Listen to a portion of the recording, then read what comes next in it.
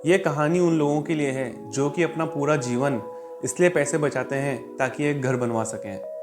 किसी ने क्या सही बात कही है कि मूर्ख आदमी मकान बनवाता है और बुद्धिमान आदमी उसमें रहता है। जिसने ये बात कही होगी उसको ज़िंदगी का कितना गहरा तजुर्बा होगा। तो चलिए कहानी चालू करते हैं। एक बार एक लड़का एक सोसाइटी में रहता था। उस सोसाइटी में सभी सुविधाएं थी, जैसे बच्चों के खेलने के लिए पार्क, स्विमिंग पूल, जिम। वो एक गेटेड सोसाइटी थी, इसलिए वहाँ 24 घंटे गार्ड तैनात रहते थे। एक बार वो लड़का किसी काम से गार्ड से मिलने के लिए गेट पर गया। जब वह गेट पर पहुंचा और वो गार्ड से बात कर रहा था, तभी पीछे से एक व्यक्ति आया और उसने उस लड़के से कहा, नमस्ते भैया, कैसे हैं आप। तब उस लड़के ने उसको पहचानने की कोशिश करी, पर वो पहचान नहीं पाया। तब उस व्यक्ति ने कहा, भैया मुझे पहचाने नहीं, मैं हूँ बाबू। तब उस लड़के ने दिमाग पर जोर दिया तो उसको याद आया कि जब वह पुरानी कॉलोनी में रहता था, तब उसके पास वाले मकान में एक आंटी रहती थी।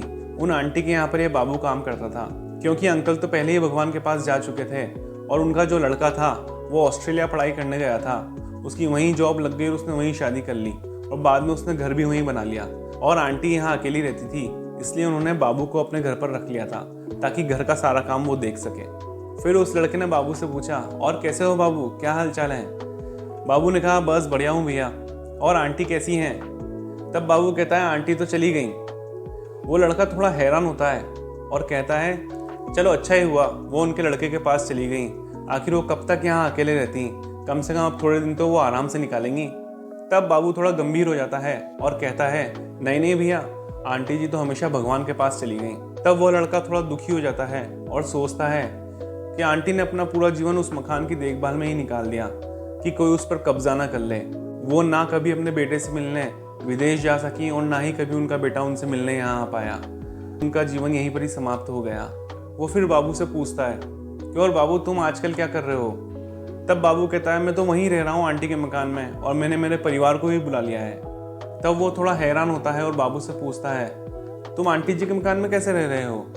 तब वह बताता है कि जब आंटी जी का देहांत हुआ था तब उनका लड़का यहाँ पर आया था और उन्होंने कहा कि अब इस मकान में तो कोई रहेगा नहीं, तो तुम ही यहाँ पर रहो ताकि इस मकान की देखभाल हो सके, क्योंकि मैं तो अब विदेश में ही रहूँगा।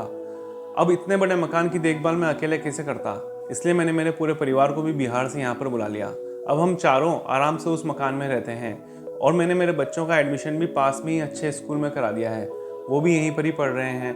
तब लड़का पूछता है, तुम्हारा खर्चा कैसे चलता है।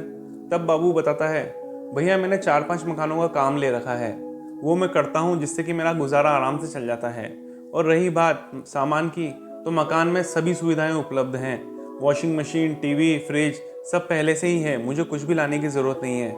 भैया आए थे जब उन्होंने कहा था कि मैं इन सब चीज़ों को कैसे लेके जाऊँगा, तो एक काम कर, इनको भी यहीं रहने दे, तू इनका भी ध्यान रखना। तो मैं आराम से उस मकान में रहता हूँ और जो मैं कमाता हूँ उससे मेरा गुजारा आराम से चल जाता है। तब वह लड़का पूछता है, क्या तुमने भैया को बताया कि तुम अपनी फैमिली के साथ यहाँ रह रहे हो।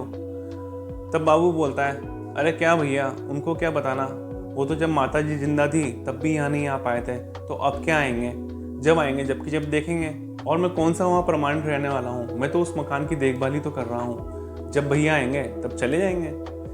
यह कहकर वो गाड़ी स्टार्ट करके आगे निकल गया और जिस तरह से वो मुस्कुरा कर गया, उससे लग गया था कि वो मकान का किराएदार नहीं, मकान मालिक बन चुका है और साथ ही बाबू से बाबू जी बन गया है। तो इस कहानी से हमें ये सीख मिलती है कि जो व्यक्ति अपने पूरे जीवन में सुख का त्याग करके एक एक पाई पाई जोड़ता है ताकि वो भविष्य में एक मकान बना सके, वह कभी भी अपने पैसों का उपभोग नहीं कर पाता।